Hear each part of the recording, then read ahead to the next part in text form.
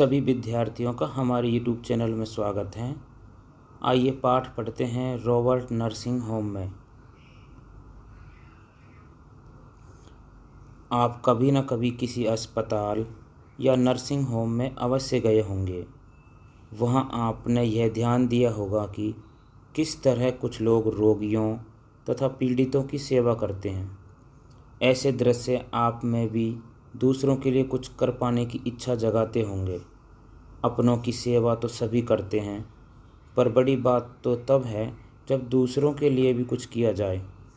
दूसरों के लिए कुछ करने की भावना से भरे लोग जाति, क्षेत्र, भाषा, धर्म, लिंग व रंग आदि के बंधन को नहीं मानते।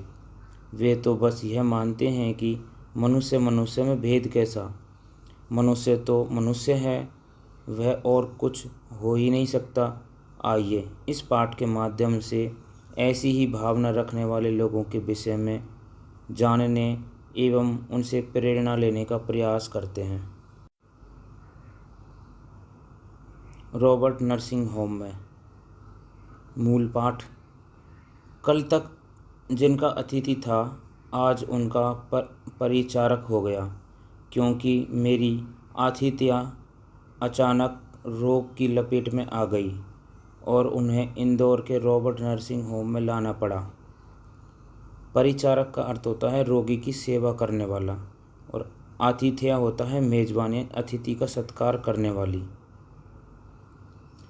रोग का आघात पूरे वेग में, परिणाम कपकपाता और वातावरण चिंता से घिरा घिरा कि हम सब सुस्त। तभी मैंने चौंक कर देखा कि अपने विशिष्ट धवल वेश में आच्छादित नारी कमरे में आ गई है। कठिन शब्दों की इधर अर्थ दिए हुए हैं, ये ध्यान रखें। देह उनकी कोई 45 वसंत देखी, यानी वो कितने वर्ष की हैं? 45 वर्ष की। वर्ण हिमश्वेत, पर अरुणोदय की रेखाओं से अनुरंजित, कद लंबा और सुता सधा। लंबा मुंह अच्छा नहीं लगता, बीमार के पास लंबा मुंह नहीं। आते ही उन्होंने कहा। साफ सुथरी भाषा, उच्चारण साफ और स्वर आदेश का, पर आदेश न अधिनायक का, न अधिकारी का, पूर्णतः माँ का, जिसका आरंभ होता है शिकंजे से और अंत गोद में। हाँ, वे माँ ही थी, होम की अध्यक्षा मदर टेरेसा, मातृभूमि जिनकी फ्रांस और कर्मभूमि भारत। तो मदर टेरेसा का जन्म कहाँ हुआ था? फ्रांस में। उभरती तरुणाई से उम्र के इस ढलाव तक रोगियों की सेवा में तल्लीन।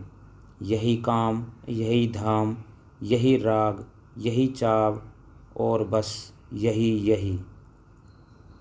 उन्होंने रोगी के दोनों मिलान कपोल अपने चांदनी चर्चित हाथों से थपथपाए तो उसके सूखे अधरों पर चांदी की एक रेखा खिंच आई और मुझे लगा कि वातावरण का तनाव कुछ कम हो गया। तभी एक खटाक और हमारा डॉक्टर कमरे के भीतर। मदर ने उसे देखते ही कहा, डॉक्टर, तुम्हारा बीमार हंस रहा है।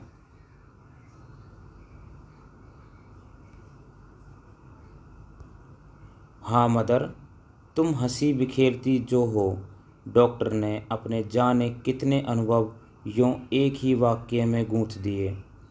मैंने भावना से अभिभूत हो सोचा, जो बिना प्रसव किए ही माँ बन सकती है, वही 30 रुपये मासिक पर 20 वर्ष से दिन और रात सेवा में लग सकती है, और वही पीड़ितों के तड़पते जीवन में हंसी बिखेर सकती है। तीसरे पहर का समय, थर्मामीटर हाथ में लिए वे आई, मदर टेरेसा और उनके साथ एक नवयुवती, उसी विशिष्ट धवल वेश में, गौर और आकर्षक। हाँ, गौर और आकर्षक, पर उनके स्वरूप का चित्रण करने में ये दोनों ही शब्द असफल।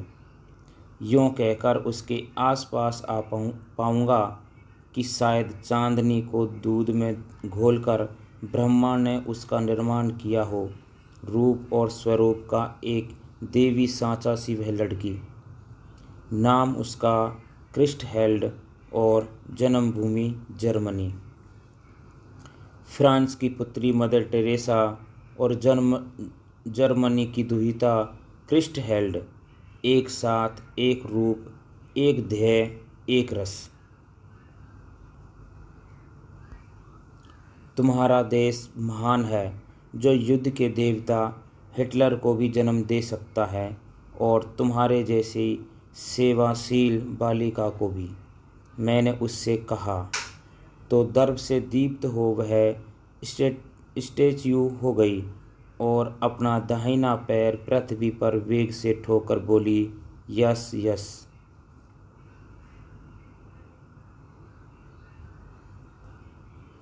वह दूसरे कमरे में चली गई तो मदर टेरेसा को टटोला, आप इस जर्मन लड़की के साथ प्यार से रहती हैं? बोली, हाँ, वह भी ईश्वर के लिए काम करती है और मैं भी। फिर प्यार क्यों ना हो? मैंने नस्तर चुभाया, पर फ्रांस को हिटलर के पद दलित किया था। पर फ्रांस को हिटलर ने पद दलित किया था, यह आप कैसे भूल सकती हैं? पद दलित का मतलब होता है पैरों से कुचलना। नस्तर तेज था, चुभन गहरी, पर मदर का कलेजा उससे अछूता रहा। बोली, हिटलर बुरा था, उसने लड़ाई छेड़ी, पर उससे इस लड़की का भी घर ढह गया और मेरा भी। हम दोनों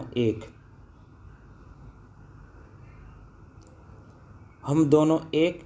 मदर टेरेसा ने इतने गहरे डूब कर कहा कि जैसे मैं उनसे उनकी लड़की छीन रहा था और उन्होंने पहले ही दाव में मुझे चारों खाने दे मारा।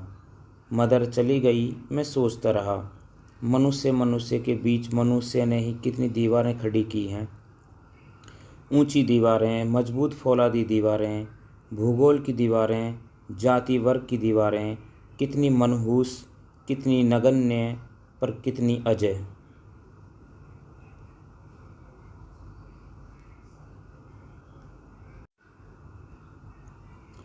क्रिस्टहेल्ड के पिता जर्मनी में एक कॉलेज के प्रिंसिपल हैं और उसने अभी 5 वर्षों के लिए ही सेवा का व्रत लिया है। रोगिणी के गहरे काले बाल देखकर उसने कहा, तुम्हारे काले बाल मेरे पिता के से हैं, कहा और स्मृतियों में खो सी गई। मुझे लगा कि मैं ही क्रिस्टहेल्ड हूँ, अपने माता पिता से हजारों मील दूर, एक अजनबी देश में, अकेली, खोई, छली सी, और मेरी आंखें भर आई। लड़की मेरे आंसुओं में डूब डूब गई। किनारा पाने को उसने जल्दी से उन्हें अपने रुमाल से पोंछ दिया। उसकी सदा हंसती आंखें नरम हो आई, पर जरा भी नम नहीं। मैंने पूछा, घर से चलते समय रोई थी कि तुम? उसका भोला उत्तर था, न, माँ बहुत रोई थी। फटी आंखों से कुछ देर उसे मैं देखता रहा, तब कुछ बिस्किट उसे भेंट किए। बोली, धन्यवाद, थैंक यू, तांगसू। वह अक्सर हिंदी, अंग्रेजी, जर्मन भाषाओं के शब्द मिलाकर बोलती है। हम सब हंस पड़े और वह हंसती हंसती भाग गई। मदर टेरेसा बातों के मूड में थी। मैंने उनके हृदय मानस में चोर दरवाजे से झांका। मदर, घर से आने के बाद फिर आप घर नहीं गई, कभी मिलने जुलने भी? कान अपना काम कर चुके थे, वाणी को अपना काम करना था, पर मदर ने उसकी राह मोड़ दी और तब मैंने सुनी यह कहानी। कई वर्ष हुए, फ्रांस में विश्व भर के पूजा गृहों का एक सम्मेलन हुआ। भारत की 2 मदर भी प्रतिनिधि होकर उस सम्मेलन में गई। वे फ्रांस की ही थी, उनके माता पिता फ्रांस में ही थे, पर उन्हें पता था कि बरसों बाद हमारी पुत्रियां आ रही हैं। दोनों माताएं अपनी पुत्रियों का स्वागत करने जहाज़ पर आईं, पर विचित्र बात यह हुई कि वे दोनों अपनी पुत्रियों को पहचान न पाई और आपस में कहती रही कि तुम्हारी बेटी कौन सी है। अंत में उनका नाम पूछा और तब गले मिली। कहानी पूरी हुई तो कई प्रश्न उठे, पर मदर टेरेसा उनके उठते ना उठते भाग गई। निश्चय ही उन दोनों अनपहचानी पुत्रियों में से एक वे स्वयं थी। बस इतना ही एक दिन में उनसे और कहला सका। घर से बहुत चिट्ठी आती हैं तो मैं यहाँ के किसी स्थान का फ़ोटो भेज देती हूँ। रोग पूरे उभार पर था। रोगी के लिए ऐसा है। मदर टेरेसा ने कहा, तुम्हारे लिए आज विनती करूँगी। उनका चेहरा उस समय भक्त की श्रद्धा से आलोकित हो उठा था। रोगी ने कहा, कल भी करना मदर। मदर के स्वर में मिश्री ही मिश्री, पर मिश्री कूजे की थी, जो मिठास तो तुरंत ही देती थी पर घुलती तुरंत नहीं, और बल का प्रयोग हो तो मुंह तक को छील देती है। बोली, न, कल उसके लिए करूँगी जिसे सबसे अधिक कष्ट होगा। जैसे 1000 वाट का बल्ब मेरी आंखों में कौंध गया। मैंने बहुतों को रूप से पाते देखा था, बहुतों को धन से और गुणों से भी बहुतों को पाते देखा था, पर मानवता की आंगन में समर्पण और प्राप्ति का यह अद्भुत सौम्य स्वरूप आज अपनी ही आँखों से देखा कि कोई अपनी पीड़ा से किसी को पाए और किसी का उत्सर्ग सदा किसी की पीड़ा के लिए सुरक्षित रहे।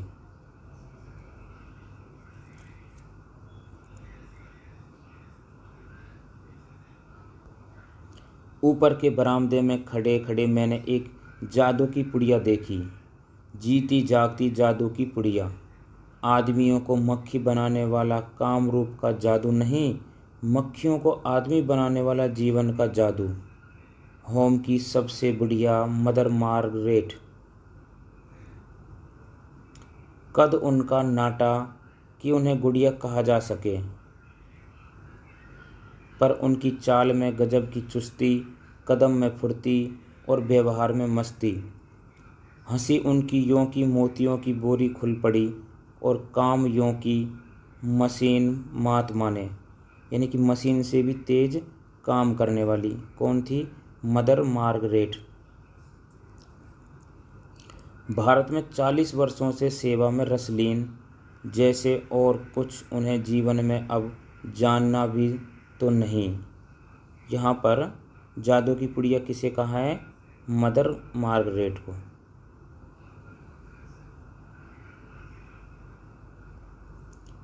ऑपरेशन के लिए एक रोगी आया। ऐश आराम में पला जीवन, कहने की बेचारे को आदत, सहने का उसे क्या पता, पर कष्ट क्या पात्र की क्षमता देखकर आता है। मदर मर जाऊंगा, उसे विह्वल होकर कहा। वातावरण चीत्कार की विह्वलता से भर गया, पर बूढ़ी मदर की हंसी के दीपक ने झपकी तक नहीं खाई। बोली, कुछ नहीं, कुछ नहीं, आज है एवरीथिंग, सब कुछ, कल समथिंग, कुछ कुछ, और बस तब नथिंग, यानी कुछ नहीं। और वे इतने ज़ोर से खिलखिलाकर हंसी कि आसपास कोई होता तो झेंप जाता। एक रोगी उन्होंने देखा, चिंता के गर्त से उठ उभरती रोगिनी। जोर से चुटकियां बजाकर वे किलकी, जी उठी, जी उठी, अर्थ है जी उठी, जी उठी। यह अनुभव कितना चमत्कारी है कि यहाँ जो जितनी अधिक बूढ़ी है वह उतनी ही अधिक उत्फुल्ल मुस्कानमयी है। यह किस दीपक की ज्योत है? जागरूक जीवन की, लक्ष्यदर्शी जीवन की, सेवा निरत जीवन की, अपने विश्वासों के साथ एकाग्र जीवन की। भाषा के भेद रहे हैं, रहेंगे भी, पर यह ज्योत विश्व की सर्वोत्तम ज्योत है। सिस्टर क्रिस्ट हेल्ड का तबादला हो गया। यहाँ पर आपने मदर टेरेसा के बारे में पढ़ा, क्रिस्ट के बारे में पढ़ रहे हैं और इस समय पढ़ रहे हैं आप मार्गरेट के बारे में। ठीक है, तो यहाँ पर 3 महिलाओं के बारे में बताया गया है। तो सिस्टर क्रिस्ट का तबादला हो गया। अब वह धानी के भील सेवा केंद्र में काम करेगी। ओहो, उस जंगली जीवन में यह कर्पूरी का तो अपने सौरभ में इतनी लीन है कि उसे स्वर्ग के अतिरिक्त और कुछ दिखता ही नहीं।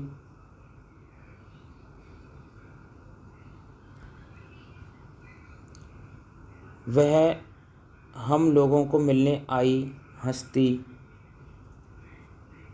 खिलती बिखरती और कुदकती। यहाँ से जाने का उसे विषाद नहीं, एक नई जगह देखने का चाव उसके रोम रोम में। पर मुझे उसका जाना कचोट सा रहा था। वह दूसरे रोगियों से मिलने चली गई। इधर उधर आते जाते वह 2-3 बार कमरे के बाहर से निकली, पर फिर एक बार भी उसने इधर नहीं झांका। मैंने अपने से कहा, कोई लाख उलझे उसे किसी में नहीं उलझना है। और तब सिस्टर क्रिस्ट का सच यह है कि सिस्टर मदर वर्ग का निस्संग, निर्लिप्त, निर्द्वंद्व जीवन पूरी तरह मेरे मानस चक्षुओं में समा गया। और फिर मैंने आप कहा, सिस्टर क्रिस्ट हम भारतवासी गीता को कंठ में रखकर धनी हुए, पर तुम उसे जीवन में ले कृतार्थ हुई। यह पाठ पूरा होता है। यह कन्हैया लाल मिश्र प्रभाकर द्वारा लिखा हुआ है। आशा है यह पाठ आपके समझ में आया होगा। इस पाठ को एक बार फिर से पढ़ें और समझें। वीडियो को अपने दोस्तों के साथ शेयर करें, लाइक करें और चैनल को सब्सक्राइब करें। इस पाठ के सभी प्रश्नों के उत्तर हम आपको अगली वीडियो में देंगे। धन्यवाद।